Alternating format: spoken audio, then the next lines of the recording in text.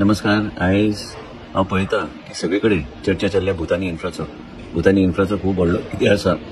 पयलींच्यान जायते परमिशनां ताका दिल्ली आसा, जायते कन्वर्जन त्या प्रॉपर्टीचे जाल्ले आसा आनी हांव मंत्री जावपाचे पयलीं हे सगळे गोष्टी घडोवन आयल्या.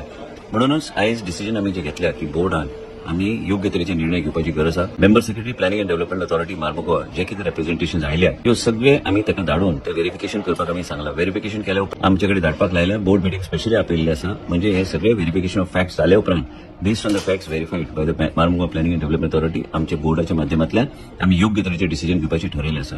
जर हे फॅक्ट्स जे रिप्रेझेंटेशनान आयल्या हे सारखे जाले काय फॅक्च्युअली करेक्ट आहा तर आमी योग्य तरेचे निर्णय आमी घेतले. मुख्य म्हणजे कितें आसा, खंयच इलिगॅलिटी जाल्ली नाका आनी 17A आमी हिल कटिंग परमिशन आमी दिवंक ना आयज पर्यंत आनी ते प्रोसेस बी जावंक ना आमच्या डिपार्टमेंटच्या माध्यमांतल्यान. आनी विशय हिल कटिंगाचो आमचे कडल्यान येना कारण आमी परमिशन दिवंक ना.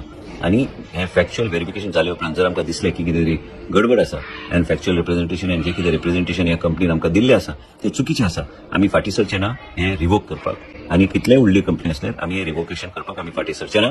आनी हे आमचे ठाम निर्णय आसा की कितें गोंया राज्यांत घडटा ते कायद्या प्रमाणे गायडलायन्स प्रमाणे हे सगळे व्हेरिफिकेशन जावन फॅक्च्युअली जर करेक्ट असले तर गोष्ट वेगळी आसा. पण जर फॅक्च्युअली जर रॉंग रिप्रेझेंटेशन आमकां दिल्लें आसा तर आमी ह्या प्रोजेक्टाचो पूर्णपणे बोर्डाच्या माध्यमांतल्यान आमी हेजे सगळे परमिशन आमी विथड्रॉ करतले.